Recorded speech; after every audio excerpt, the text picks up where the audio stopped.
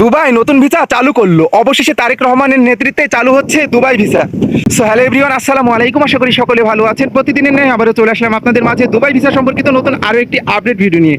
হ্যাঁ বন্ধুরা, আজকে অনেকগুলো গুড নিউজ পেয়ে গিয়েছি। গুড নিউজগুলো স্টেপ বাই স্টেপ জানানোর জন্যই চলে আসলাম আপনাদের মাঝে। ভিডিওটি অত্যন্ত গুরুত্বপূর্ণ হতে চলেছে।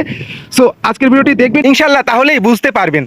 সো ফার্স্ট অফ অল আমি যেই খুশির খবরটা দিয়ে শুরু করতে যাচ্ছি সেটা হচ্ছে দুবাই ট্রান্সফার ভিসা দিয়ে।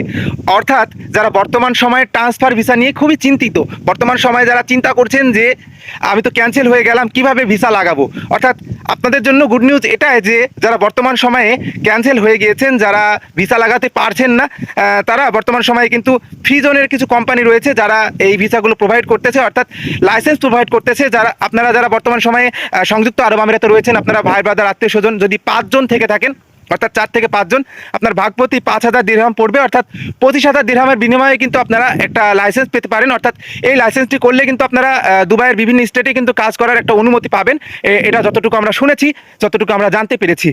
এবার দ্বিতীয়ত আমি যেই বিষয়টি এক্সপ্লেন করব, যারা বর্তমান সময়ে সংযুক্ত আরব আমিরাত থেকে বাংলাদেশে এসেছেন, অর্থাৎ যারা বাংলাদেশে ছুটিতে এসেছেন, অর্থাৎ ভ্যাকেশনে এসেছেন, তারা সংযুক্ত আরব আমিরাতে এই যে যুদ্ধের কারণে যেতে পারেননি, অর্থাৎ ফ্লাইট অনেক দিন যাবৎ বন্ধ ছিল, তারা কিন্তু বর্তমান সময়ে কিন্তু সংযুক্ত আরব আমিরাতে আবারও যেতে পারবেন যদি কিনা আপনাদের ভিসার মেয়াদ থেকে থাকে।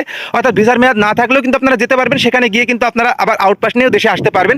এরকম গুড নিউজ কিন্তু পাওয়া গিয়েছে। এবং বর্তমান সময়ে একবারে যারা দেশে আসতে চেয়েছিলেন, অর্থাৎ যারা দেশে আসার পরিকল্পনা করে ফেলেছিলেন, অর্থাৎ যারা দেশে আসতে পারেননি, তাদের জন্য কিন্তু 30 দিনের জন্য একটা ভিসা এক্সটেনশনের একটা কিন্তু অনুমতিপত্র দিয়েছে সংযুক্ত আরব আমিরাত সরকার। এবার আসি ফ্যামিলি ভিসা নিয়ে। যারা বর্তমান সময়ে ফ্যামিলি ভিসায় যাওয়ার জন্য অপেক্ষা করছেন, যে সকল আপুরা, যে সকল মা বোনেরা, সো ফ্যামিলি ভিসায় আপনারা বর্তমান সময়ে কিন্তু যেতে পারবেন না। সো ফ্যামিলি ভিসা নিয়ে কিন্তু ওই রকম কোনো কিন্তু আপডেট কিন্তু আসেনি। সো যারা বলছে যে ফ্যামিলি ভিসা বর্তমান সময়ে লাগাবে, অর্থাৎ ফ্যামিলি ভিসা নিয়ে একটা গুড নিউজ পেয়ে গিয়েছিলাম।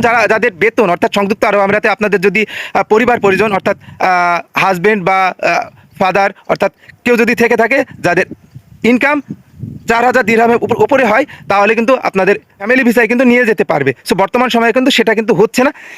এবার আসি মুখ্যম যে এই গুড নিউজটি, সেটা হচ্ছে লেবার ভিসা নিয়ে।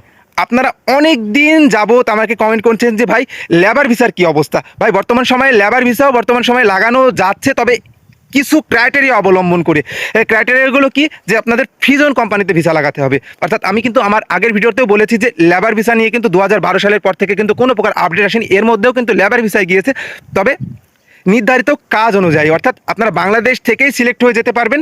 ইভেন সামনের মাসে কিন্তু প্রচুর নিয়োগ বিজ্ঞপ্তি আবার প্রকাশিত হবে, অর্থাৎ অনেক কোটা কিন্তু আবারও কিন্তু বর্ধিত হয়ে গিয়েছে, অনেক কোটা কিন্তু আবার ফাঁকা হয়ে গিয়েছে।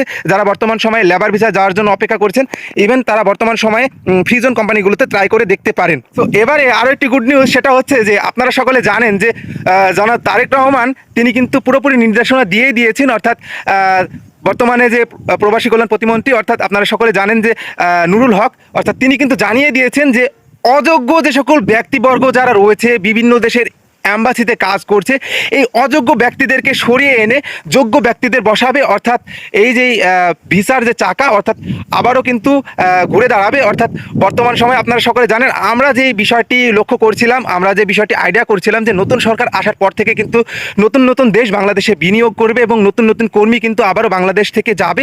সো এটা কিন্তু, এই স্বপ্নটা কিন্তু আবারও কিন্তু বাস্তবায়ন হচ্ছে এবং সত্যি হতে চলেছে। যারা বর্তমান সময়ে সংযুক্ত আরব আমিরাত সহ আরও বিভিন্ন দেশে যাওয়ার জন্য অপেক্ষা করছেন, তাদের জন্য গুড নিউজ এটাই যে তারেক রহমানের নেতৃত্বেই আবারও চালু হচ্ছে দুবাই ভিসা। সো এই পর্যন্তই আজকের আপডেট। সো এখনও যারা আমার চ্যানেলটি সাবস্ক্রাইব করেনি, অবশ্যই চ্যানেলটি সাবস্ক্রাইব করে পাশে থাকবেন। এই প্রত্যাশায় দেখা হচ্ছে নেক্সট কোনো আপডেট ভিডিওতে। ধন্যবাদ সবাইকে।